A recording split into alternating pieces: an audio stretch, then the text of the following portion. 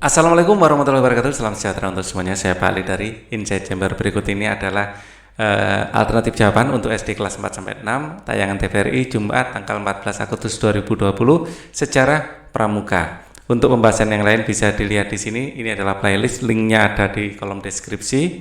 Ya, langsung saja. Ini agak panjang. Pertanyaan pertama, mengapa Robert Baden-Powell ditetapkan sebagai Bapak Pandu Dunia? Robert Baden-Powell berhasil mengenalkan pramuka ke seluruh dunia. Pada 1920, Robert Baden-Powell mengundang 27 negara untuk mengikuti Jambore Dunia pertama. Saat acara tersebut, Robert Baden-Powell diangkat sebagai Bapak Pandu sedunia.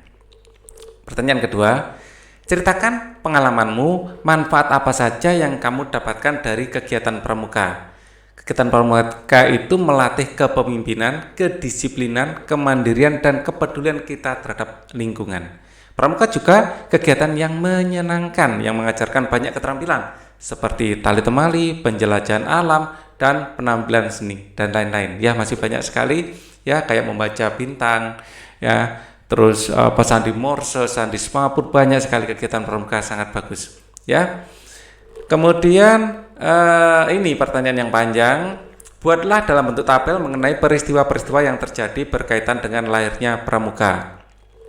Ya, tahun 1912 pada masa Hindia Belanda, organisasi pramuka dimulai dari adanya Nederlands Padvinders Vereniging (NPV), kemudian berganti nama Nederlands Indies Padvinders Vereniging pada 4 September 1917.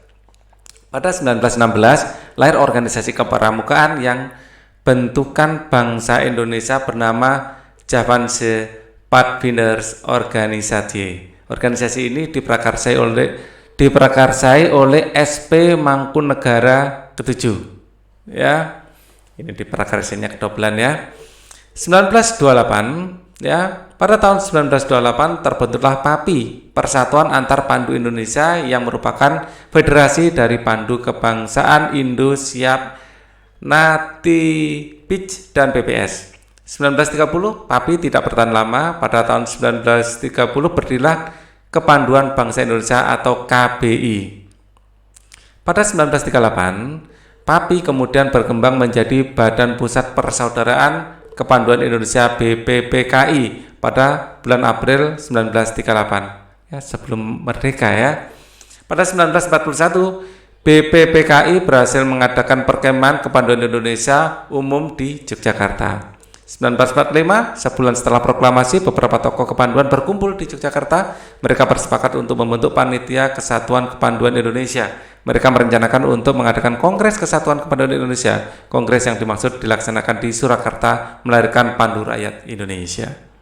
Pada 1951, ya, tepatnya tanggal 16 September 1951, diputuskan berdirinya Ikatan Pandu Indonesia IPINDO sebagai suatu federasi.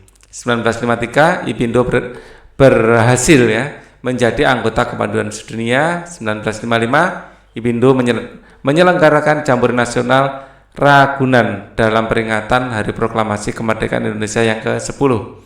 1961 lahirlah Gerakan Pramuka Indonesia. Presiden menyatakan bahwa kepanduan yang ada harus diperbarui, metode aktivitas pendidikan harus diganti, seluruh organisasi kepanduan yang ada dilebur menjadi satu yang disebut pramuka.